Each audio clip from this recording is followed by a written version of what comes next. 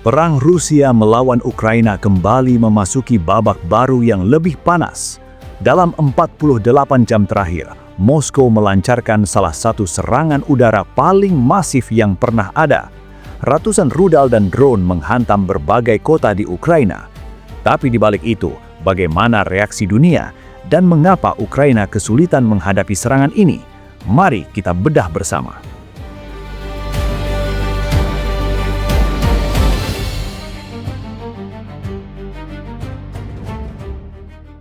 Tanggal 1 hingga 2 Juni 2026 menjadi malam yang mencekam bagi warga Ukraina.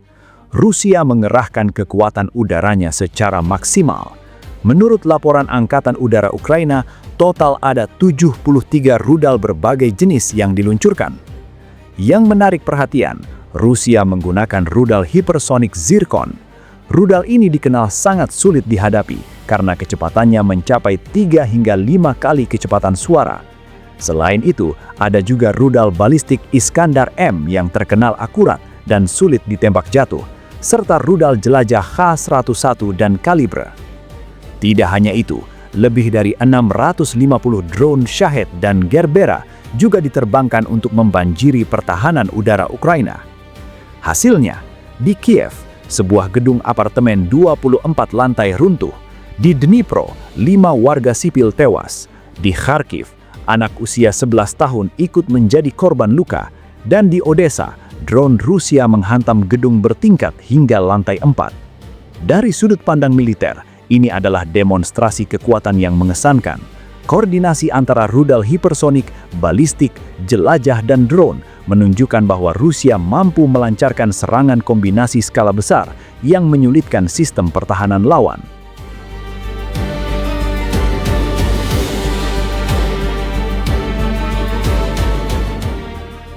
Lantas, bagaimana respons Ukraina? Apakah pertahanan udaranya gagal total? Jawabannya tidak sederhana. Ukraina ternyata cukup efektif melawan drone Rusia. Tingkat intersepsi drone Rusia mencapai 85 hingga 90%.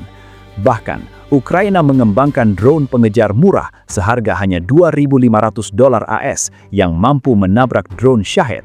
Ini inovasi yang cerdas dan hemat biaya. Tapi masalahnya ada pada rudal balistik. Rudal balistik seperti Iskandar-M hanya bisa dihadapi oleh sistem canggih seperti MIM-104 Patriot buatan Amerika Serikat. Sayangnya, Ukraina kehabisan amunisi untuk Patriot. Produksi global rudal Patriot hanya 60 per bulan, sementara dalam satu kali serangan besar, Ukraina bisa menghabiskan ratusan. Presiden Zelensky sendiri mengakui hal ini. Ia menyebut Ukraina memiliki kekurangan besar rudal anti-balistik dan terpaksa meminta-minta rudal ke sekutu. Dari sini, kita bisa melihat mengapa rudal-rudal Rusia banyak yang lolos dan menghantam kota. Ini bukan karena pertahanan Ukraina buruk, tetapi karena Rusia tahu persis titik lemah lawan dan mengeksploitasinya dengan serangan massal.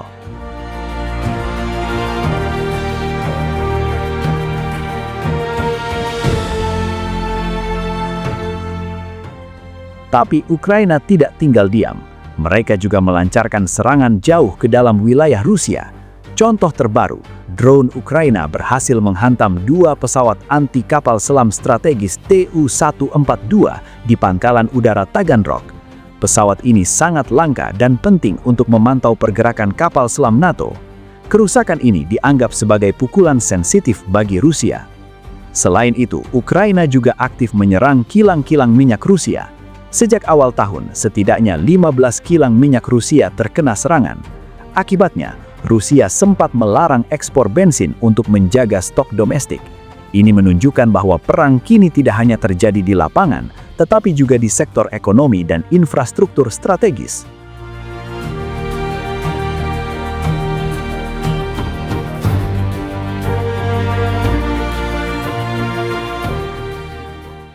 Bagaimana sikap dunia terhadap eskalasi ini? Dunia merespons dengan 3 jalur: diplomatik, sanksi ekonomi, dan kewaspadaan militer. Di PBB, lebih dari 50 negara menandatangani pernyataan bersama yang mengecam serangan terhadap warga sipil. Namun Rusia sebagai anggota tetap Dewan Keamanan PBB memiliki hak veto, sehingga kecaman diplomatik tidak serta-merta mengubah situasi. Yang lebih berdampak adalah sanksi ekonomi. Uni Eropa baru saja mengesahkan paket sanksi ke-20 yang cukup keras. Paket ini melarang impor gas alam cair Rusia mulai tahun depan, menjatuhkan sanksi kepada 46 kapal tanker minyak yang disebut armada bayangan, serta membekukan transaksi aset kripto yang berasal dari Rusia. Bahkan untuk pertama kalinya, Uni Eropa melarang ekspor barang-barang tertentu ke Kirgistan karena dikhawatirkan akan diteruskan ke Rusia. Tapi ada satu kekhawatiran baru. Baru-baru ini, sebuah drone Rusia jatuh dan meledak di Galati, Rumania. Rumania adalah anggota NATO. Insiden ini meningkatkan ketegangan antara NATO dan Rusia.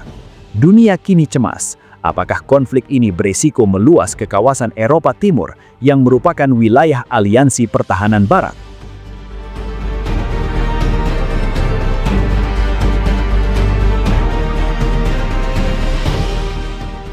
Jadi, apa yang bisa kita simpulkan dari dinamika terbaru ini?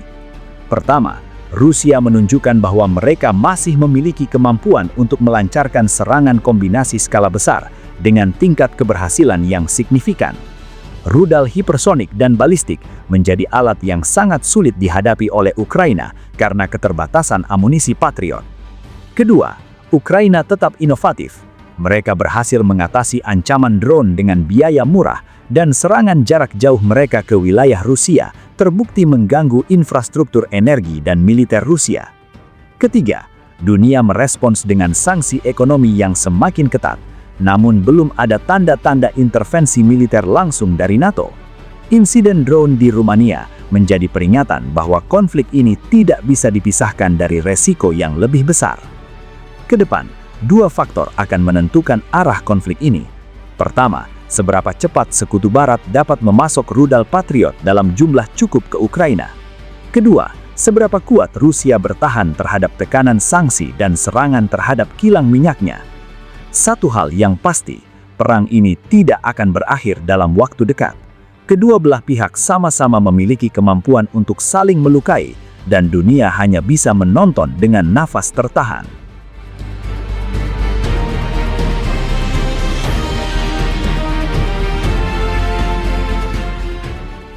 Itulah rangkuman perkembangan terbaru konflik Rusia versus Ukraina per awal Juni 2026. Menurut Anda, apakah sanksi ekonomi cukup efektif menghentikan perang, atau justru eskalasi akan terus meningkat? Tulis pendapat Anda di kolom komentar. Jangan lupa like, share, dan subscribe untuk update berita geopolitik lainnya. Sampai jumpa di video berikutnya.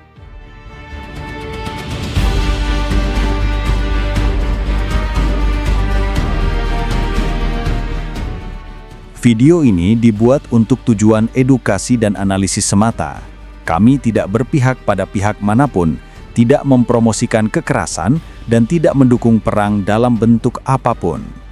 Seluruh informasi yang kami sajikan berasal dari laporan terbuka dan analisis geopolitik yang tersedia untuk publik. Tujuan kami adalah memberikan pemahaman yang seimbang mengenai situasi global agar masyarakat dapat melihat berbagai isu dengan lebih bijak. Kami percaya bahwa perdamaian, dialog, dan diplomasi merupakan jalan terbaik untuk menyelesaikan setiap konflik.